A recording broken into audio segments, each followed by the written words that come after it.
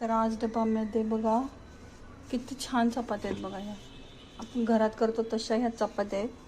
तर ह्या 4 चपात्या, भात, वांग, डाळ घालून वांग केले मस्तपैकी कोल्हापूर स्टाईल, मसूरच्या डाळीची आमटी केल्या.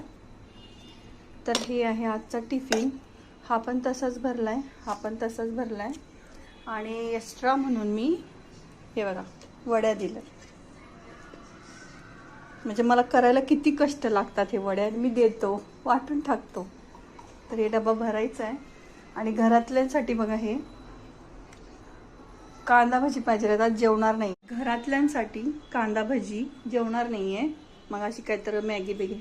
तर हे चार भरतो. अजून एका डब्याला द्यायचं आहे मला कढी आणि भजी.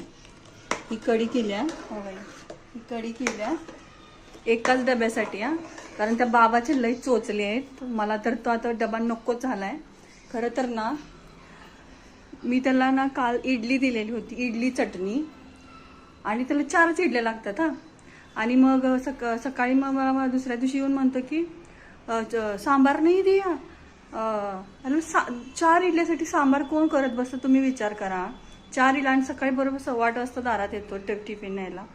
4 इडल्यासाठी सांबार कोण करेल, आणि 40 रुपये घेतो मी त्याचे. मला असला राग आला ना खरंच. मग हे म्हणले राहू दे, जाऊ दे, तू घेती ना त्याचा दररोजचा डबा. आणि मला म्हणतो की मैंने खाया नहीं, मैंने फेक दिया. रात्रभर डोक्यात माझा विचार केला होता, फेक दिया. चटणी सांबार दिलं होतं म्हणून फेक दिया म्हणतो तो. त्याच्यासाठीच ती कढी आणि भजी करणार, ती भजी टाकून त्याला कढी आणि भजी देणार आहे. म्हणजे इतके डबेवाल्यांचे चोचले आहेत ना. आपण करल तसं त्यांना वाटतं की हां ही करत्या. तर आता काही दिवसच ठेवणार आहे, नंतर बंद करून टाकणार आहे मी. माझ्या डोक्याला ताप होतोय. असं वाटतं की घरापासून लांब आहे, आपण करून द्यावं असं वाटतं, म्हणून करून देतो. त्याचा ती गैरफायदा घेतात डबेवाले. खरं सांगायचं 40 रुपयासाठी चमचमी काय काय करायचं विचार करा ना. ते पण सकाळी 8:15 टिफिन आले. तर चला बाय. मी बोलायला लागलो की जास्तच बोलत राहीन. ते आता टिफिन भरतो, भजी करायची. खूप दिवसांनी म्हणजे व्हिडिओ टाकला, कारण तब्येत ठीक नव्हती.